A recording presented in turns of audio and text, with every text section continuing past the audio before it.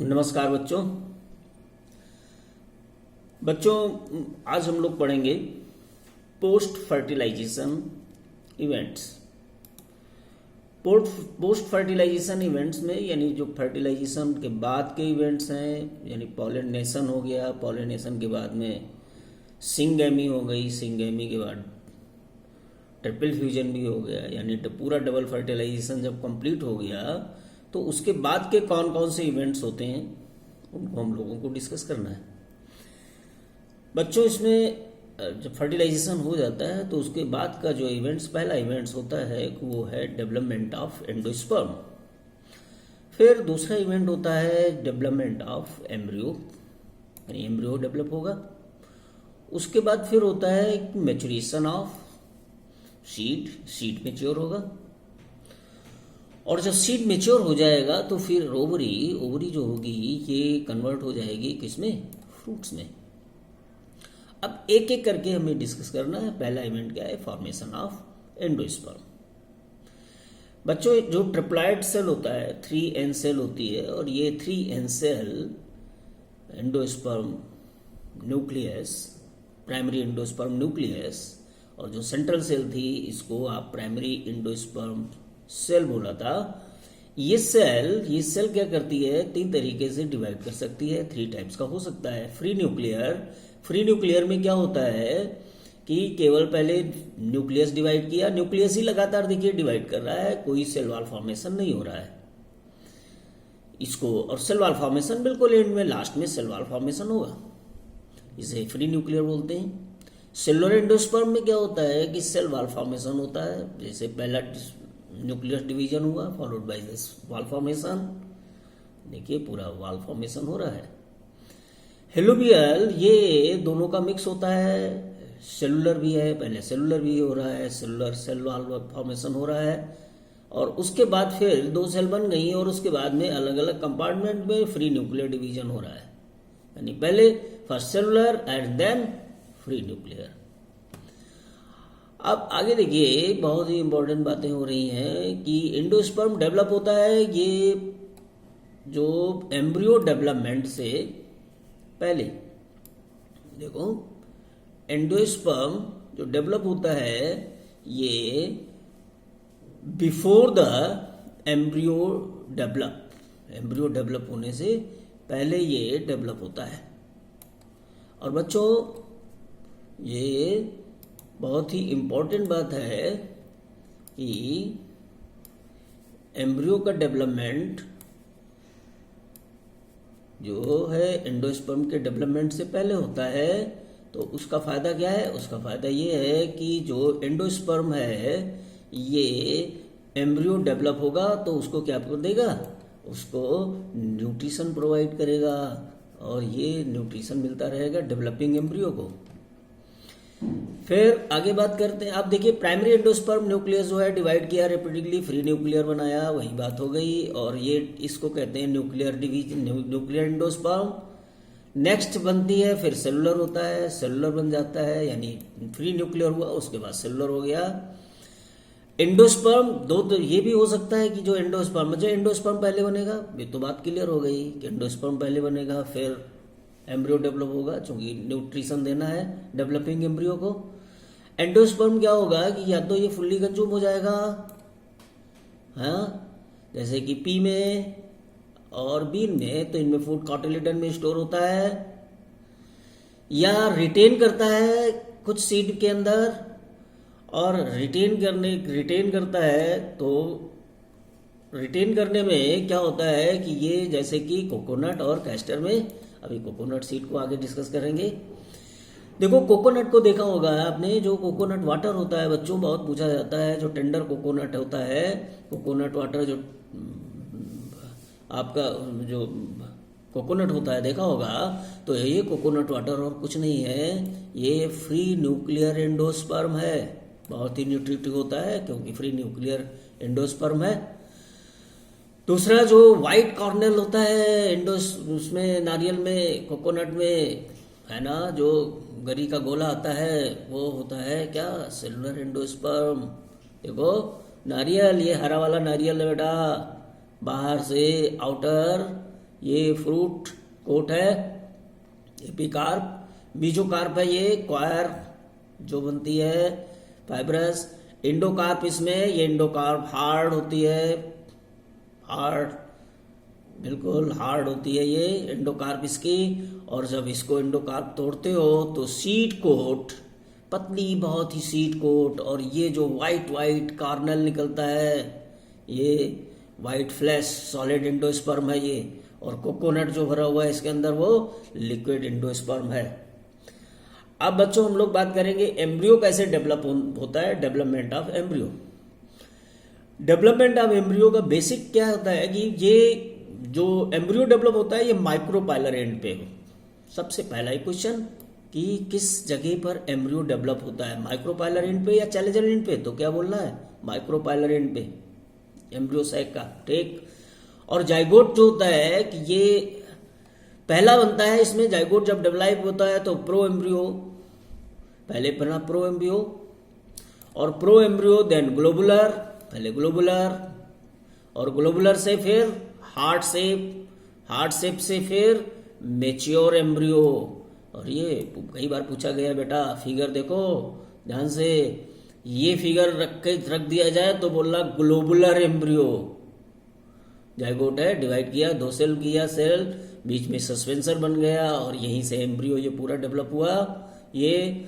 उसके बाद दूसरा हार्ट शेप, ये हार्ट शेप है जिसमें सस्पेंसर है, ये हास्टोरिया है। तीसरा फिगर मैच्योर, इसमें प्लेम्यूल, कॉटिलिडन, रेडिकल और ये सस्पेंसर इसमें भी। ये पूरा फिगर बहुत अच्छी तरीके से इसको याद रखना है, दिमाग में रखना है। अब एक टिपिकल डाइकॉट एम्ब्रियो को देखो, तो टिपिकल जब डाइकॉट एम्ब्रियो को देखोगे तो तुम्हें क्या दिखाई देगा, टिपिकल डाइकॉट एम्ब्रियो को देखोगे तो इसमें क्या दिखाई देगा, एक एम्ब्रियोनल एक्सिस दिखाई देगी और 2 कॉटिलिडन दिखाई देंगे इसमें। अब देखो एम्ब्रियोनल एक्सिस और कॉटिलिडन क्या है, ये बात बहुत अच्छे से समझ लो। एम्ब्रियोनल एक्सिस देखो, जरा इस फिगर को देखो पहले तो तुम्हें जरा अच्छे से समझ में आएगा कि ये तो दोनों कॉटिलिडन है, और ये जरा मैं कर्सर को ध्यान से देखना, ये पूरा एम्ब्रियोनल एक्सिस है। इसको क्या बोला, एम्ब्रियोनल एक्सिस, यानी ये दोनों कॉटिलिडन, एक कॉटिलिडन ये और एक कॉटिलिडन ये, ठीक। और ये पूरी की पूरी क्या हो गई, एम्ब्रियोनल एक्सिस, ठीक, यानी 2 कॉटिलिडन और एक पूरी एम्ब्रियोनल एक्सिस। अब देखिए एम्ब्रियोनल एक्सिस, यहां से जो एम्ब्रियोनल एक्सिस से ऊपर का पोर्शन होता है, portion above the embryonal axis, इसको कहते हैं इपिकोटाइल। यानी ये एम्ब्रियोनल एक्सिस जो जहां से कॉटिलिडन अटैच हैं, ये कॉटिलिडन इस पॉइंट से अटैच हैं, इसके ऊपर का पोर्शन इपिकोटाइल, जहां से कॉटिलिडन अटैच है, इसी से नीचे का पोर्शन क्या बोलोगे इसको, हाइपोकोटाइल। हाइपोकोटाइल के नीचे रेडिकल और एपिकोटाइल के ऊपर प्लेम्यूल। ये देखो, यानी ये प्लेम्यूल से लेकर के रेडिकल तक ये पूरी क्या हो गई, एम्ब्रियोनल एक्सिस। आपके जो एनसीईआरटी में फिगर दिया हुआ है टिपिकल डाइकॉट एम्ब्रियो का, इसमें केवल हाइपोकोटाइल की लेबलिंग है, 2 कॉटिलिडन की लेबलिंग है, एक प्लेम्यूल का लेबलिंग है, रेडिकल है और रूट कैप है, ठीक है। दोनों एम्ब्रियोनल एक्सिस दिमाग में रखना, एपिकोटाइल और हाइपोकोटाइल क्या है इसको पूरा दिमाग में रखना। अब बात करते हैं हम मोनोकॉट एम्ब्रियो की। मोनोकॉट एम्ब्रियो में क्या होता है बेटा, मोनोकॉट एम्ब्रियो, इसमें केवल और केवल एक कॉटिलिडन होती है, तभी तो नाम रखा गया है मोनोकॉटिलिडन, पूरा नाम मोनोकॉटिलिडन है ये मोनोकॉट। और जो मोनोकॉट है ये कहाँ है, देखो इसको देखो, ये इसकी एम्ब्रियोनल एक्सिस, जरा फिगर को देखो तो ये पूरे फिगर, ये इसकी क्या है, ये एम्ब्रियोनल एक्सिस है, ये एम्ब्रियोनल एक्सिस हो गई। और इस एम्ब्रियोनल एक्सिस से ये कॉटिलिडन लगा हुआ है, देखो ये कॉटिलिडन, इसके कॉटिलिडन को बोलते हो क्या, स्कूटेलम। क्या बोलते हो इसको, स्कूटेलम, ठीक। और स्कूटेलम को यहां से देखो ध्यान से, तो ये जो ये कॉटिलिडन का ऊपर का पोर्शन, यहां से इसको इपिकोटाइल बोलेंगे और नीचे का पोर्शन को क्या बोलोगे, इसको हाइपोकोटाइल, ठीक। अब इपिकोटाइल के ऊपर का पोर्शन है जहां पे सूट एपेक्स रहता है, सूट एपेक्स ये कवर किए रहता है, देखो कोलियोप्टाइल से। किससे कवर किए रहता है? कोलियोप्टाइल से, देखो। और नीचे जो रूट होता है रेडिकल वाला पोर्शन जो होता है, इसके ऊपर रूट कैप और उसके ऊपर जो कवर किए रहता है वो क्या होता है? टिश्यू, उसको कहते हैं कोलियोराइजा। बहुत अच्छे से इसकी डायग्राम बना करके प्रैक्टिस जरूर करिएगा। बहुत इंपॉर्टेंट, हर एक डायग्राम बहुत इंपॉर्टेंट है, प्रैक्टिस करना है बहुत अच्छी तरीके से। आप देखो स्कूटेलम का हाल देखो, है ना। ये एम्ब्रियोनल एक्सिस के स्कूटेलम कहाँ है? स्कूटेलम कहाँ है? साइड ऑफ द किसके? एम्ब्रियोनल एक्सिस के, ठीक। और एम्ब्रियोनल एक्सिस के लोअर रेडिकल, नीचे रेडिकल है, और रेडिकल किससे इनक्लोज है? ये कोलियोराइजा से। Epicotyl above the level of scutellum, यहां से ऊपर का पोर्शन ये एपिकोटाइल हुआ ना, है ना। इस पर क्या है? सूट एपेक्स, लीफ प्रिमोर्डिया है, और वो इनक्लोज किससे है? कोलियोप्टाइल से, ठीक। ध्यान रखना है रूट कैप इनक्लोज होता है, रूट कैप किससे इनक्लोज है? कोलियोराइजा से, ठीक। और लीफ प्रिमोर्डिया किससे इनक्लोज है? सूट एपेक्स यानी किससे इनक्लोज है? कोलियोप्टाइल से। बहुत पूछा जाता है। अब बच्चों देखो, सीड और फ्रूट में चेंजेस क्या होते हैं? चेंजेस जो अकरिंग इन ओवरी फ्रूट में कन्वर्ट होती है सेक्सुअल रिप्रोडक्शन में। तो देखो ओवरी वाल है, ये पेरिकार्प बन गई, एपिकार्प, मेसोकार्प, एंडोकार्प, ठीक। और उसके बाद ओव्यूल जो था, ये पूरा ओव्यूल के फ्यूनिकिल था, फ्यूनिकिल तो स्टॉक बन गया सीड में, हाइलम ही रहा, माइक्रोपाइल ही रहा, इंटुगुमेंट ये सीड कोट बन गई। और सीड कोट इंटुगुमेंट में आउटर इंटुगुमेंट को बोला गया टेस्टा। आउटर इंटुगुमेंट क्या हो गई? ये हो गई आउटर इंटुगुमेंट टेस्टा। और इनर इंटुगुमेंट क्या बन गई? ये बन गई टेगमेन। टेस्टा और टेगमेन। कैस्टर सीड को देखना, कैस्टर सीड को आपको मार्केट में मिल जाएगा। कैस्टर सीड अभी लॉकडाउन जब खुले तो देखना, या स्कूल आओगे तो तुमको ये देखने को मिलेगा अपने, तो आपको इसमें दोनों टेस्टा और टेगमेन बहुत अच्छे से दिखाई देते हैं उसमें। फिर बचा न्यूसलस। ये न्यूसलस इतना है, ये जनरली क्या हो जाता है? डिजेनरेट हो जाता है। और अभी जो पेरिस्पर्म, जब अगर परसिस्टेंट न्यूसलस होता है तो इसको ब्लैक पेपर में इसको कहते हैं पेरिस्पर्म। एम्ब्रियोसैक, अब एम्ब्रियोसैक का हाल देखो, एम्ब्रियोसैक में एंटीपोडल सेल थी, डिजेनरेट हो गई। एग सेल, ये जाइगोट बना, जाइगोट एम्ब्रियो में कन्वर्ट हो गया। सेकेंडरी न्यूक्लियस किस में कन्वर्ट हो गया? एंडोस्पर्म में। अब एंटीपोडल, ये तो डिजेनरेट पहले ही हो गई। अब जरा इन फिगर को देख लो, ये फिगर वही फिगर है, और ये कैस्टर सीड का देखो, ये कैस्टर सीड का फिगर है, इसको भी अच्छे से देख लेना बहुत अच्छी तरीके से। ये फिगर भी, इसको फिगर भी, ओव्यूल किस तरह से ये डेवलपमेंट हो रहा है पूरा, इसको अच्छे से देख लेना। अब बात करते हैं डेवलपमेंट ऑफ सीड की। सीड कैसे डेवलप होता है? देखो सीड ये लास्ट स्टेज है सेक्सुअल रिप्रोडक्शन का। सेक्सुअल रिप्रोडक्शन की ये क्या है? लास्ट स्टेज है एंजियोस्पर्म में। सीड वही ओव्यूल, अभी देखा सीड कोट बन गई, कॉटिलिडन बन गए थे ना, एम्ब्रियोनल एक्सेस। और ये बात यहां पे सबसे इंपॉर्टेंट बातें हैं कि सीड में दो तरीके हो सकते हैं, या तो एंडोस्पर्म रहे जिसको बोलेंगे एल्बुमिनस, और जैसे एग्जाम्पल कौन कौन है? वीट, मेज, कोकोनट और कैस्टर। या नॉन एल्बुमिनस, एंडोस्पर्म खत्म हो जाए, कंज्यूम हो जाए। अगर कंज्यूम हो जाए तो जैसे फॉर एग्जाम्पल कौन है? पी और बीन, यानी डाइकोटिलेडोन्स जितने दाल वाले हैं ज्यादातर सबके सब नॉन एल्बुमिनस, यानी एंडोस्पर्म क्या है? स्पर्म होता है, फूड कॉटिलिडन में स्टोर रहता है। अभी बोला था तुमको ब्लैक पेपर का, ये ब्लैक पेपर एंड व्हीट, जिसमें persistent remnants of the nucleus रहता है, और इसी को कहते हैं क्या? पेरिस्पर्म। इंटुगमेंट वही माइक्रोपाइल किस काम के लिए हुआ? ऑक्सीजन देने के लिए हुआ, ठीक। हाँ, मेच्योर्स, जैसे सीड मेच्योर होता है इसका वाटर कंटेंट रिड्यूस हो जाता है, रिड्यूस, और बिकम रिलेटिवली ड्राई। 10% मॉइस्चर, जो आप अभी गेहूं कटाई होकर के आएगा, सुखाया जाएगा, उसके बाद फिर स्टोर करोगे उसको, ठीक।